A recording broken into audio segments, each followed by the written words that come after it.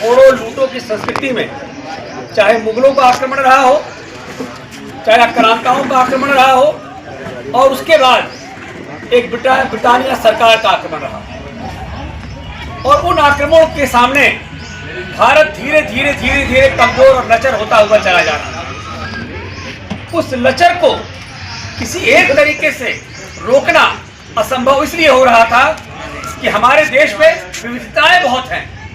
हर 10 कदम पर, 10 किलोमीटर पर पानी बदल जाता है, पानी के साथ वाणी बदल जाती है, और वाणी के साथ लोगों की शैली बदल जाती है। उसका लाभ अन्य लोग उठा रहे थे, और जो आक्रांता थे वो हमेशा इस देश को एक फूलों फलों संस्कृति को लूटते हुए उनको देख रहे थे, और चिड़िया के रूप में इसको कह रहे थे। जबकि भारत कभी चिड़िया नहीं था, भारत एक बाज था, बहुत ताकतवर था, लेकिन वो इसको चिड़िया बता रहे थे। जरूरत थी इस देश को एक ऐसे व्यक्तित्व की जो इस देश को अपने संविधान के जरिए, एक ऐसी महती चीज के जरिए पूरे देश को एक सूत्र में पिरो सके, और उस देश को एक सूत्र में पिरोने का काम बाबा साहब भीमराव अंबेडकर ने किया। इस विश्व के अंग्रेजों की निगाह सबसे पहले इनके ऊपर पड़ी, और अंग्रेजों ने देखा कि ऐसा प्रखर व्यक्तित्व जो अंग्रेजी भी जानता है और हिंदी भी जानता है, पूरे देश के बारे में जानता है, लोगों की चालों को पहले समझ लेता है, उन्होंने उनको अपने साथ कर लिया कि इसको मिला लो। अगर ये मिल जाएंगे तो हमारी ब्रिटानिया हुकूमत और लंबे समय तक चल सकती है। लेकिन बाबा साहब ने 2 काम इस देश के लिए किया जिसका कर्जा युगों युगों तक कोई भारतवासी उतार नहीं पाएगा, चाहे वो किसी जाति का हो, किसी वर्ग का हो। भारत में रहने वाला प्रत्येक नागरिक इस बात के लिए ऋणी है कि बाबा साहब ने देश के उन दोनों हस्तियों के सामने एक मुंहतोड़ जवाब दिया, जबकि कांग्रेस ने उनका अपमान करने में कभी कोई कसर नहीं छोड़ी। लेकिन बाबा साहब ने उस कड़वाहट को भी एक शंकर के समान, उस विष को भी पी लिया और अपने गले में धारण किया। कभी भी इसका विरोध नहीं किया कि मेरा कौन कहां पर उसका नुकसान पहुंचा रहा है। उन्होंने संविधान में, जब संविधान सभा बनी, भारत आजाद हुआ, उसके पीछे भी बाबा साहब का बहुत बड़ा योगदान था। और आजादी के पूर्व भी एक ऐसी चाल, ऐसा कुशल रचना रची गई कि बाबा साहब को मुस्लिम धर्म, इस्लाम धर्म अपनाने के लिए मजबूर किया गया। उस इस्लाम धर्म के सामने उनको कहा गया कि आपको ये इस्लाम धर्म कबूल करना है या आप कोई धर्म कबूल करिए। बाबा साहब ने 2 दिन का वक्त लिया। लगभग 6 लाख की संख्या थी। आज की आबादी के समय में आप देखिए 6 लाख की संख्या बहुत होती है, और 6 लाख की संख्या पूरे महाराष्ट्र में उनके घर के पास एकत्र हो चुकी थी। बाबा साहब सुबह उठे और उठ करके उन्होंने कहा, बुद्धम शरणम गच्छामि।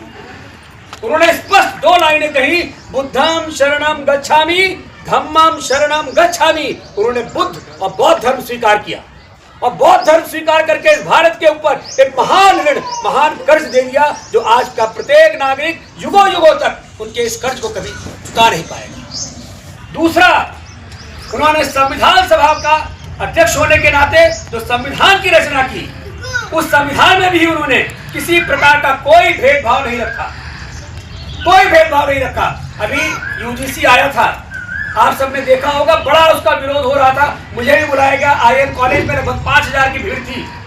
मैंने कहा, जब तक इस देश में संविधान जिंदा है, कानून का राज जिंदा है, कभी 2 कानून चल नहीं सकते। क्योंकि बाबा साहब ने कह दिया, एक विधान रहेगा, एक निशान रहेगा, एक पहचान रहेगी।